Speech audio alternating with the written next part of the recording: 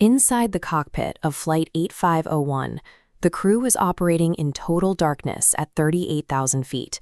Stall alarms are blaring, and the aircraft is plunging toward the ocean at a terrifying rate of 12,000 feet per minute. Amidst the chaos and sensory overload, the Indonesian captain yells a contradictory phrase in basic aviation English to his French first officer: "Pull down." Operating in a secondary language and under immense stress, the first officer focuses on a single word: pull.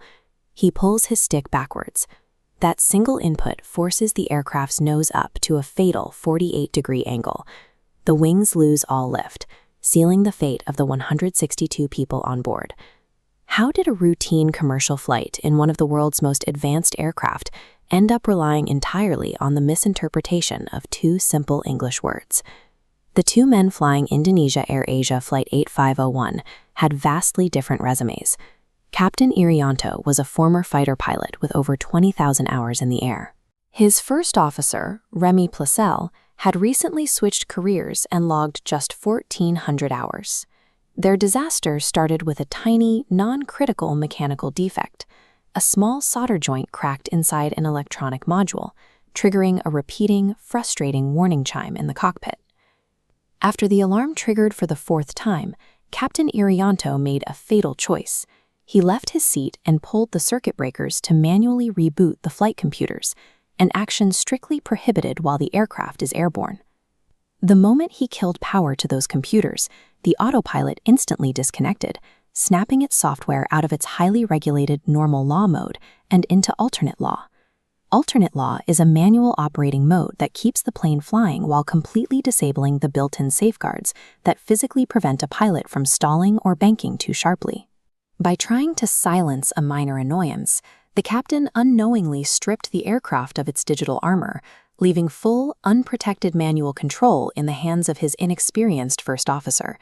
Suddenly flying manually without software limits, First Officer Pleasel watched the plane begin to roll sharply to the left, buffeted by the high-altitude weather. Panicking, he violently overcorrected, yanking his control stick and forcing the heavy aircraft into a massive, unsustainable climb into the thin air, where there simply wasn't enough atmospheric density to support its weight. At this exact moment, a specific design choice of the Airbus A320 doomed their recovery. The two pilots' side control sticks are not mechanically linked. Moving one does not physically move the other.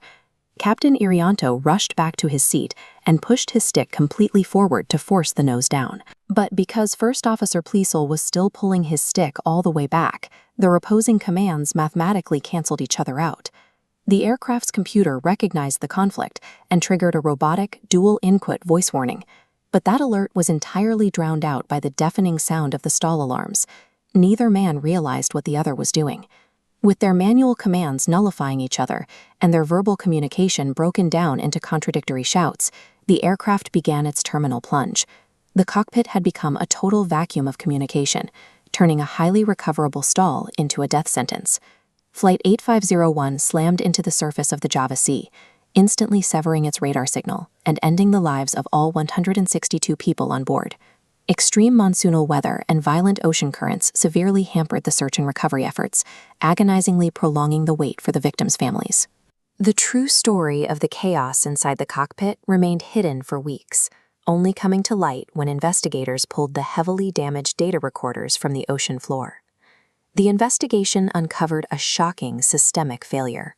The airline's official manuals explicitly and falsely stated that upset recovery training was completely unnecessary for pilots flying advanced fly-by-wire aircraft.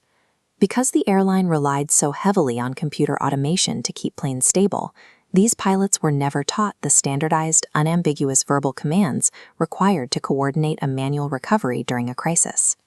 The final report on QZ8501 forced a global reckoning within the aviation industry, finally making manual upset recovery training mandatory for commercial pilots worldwide.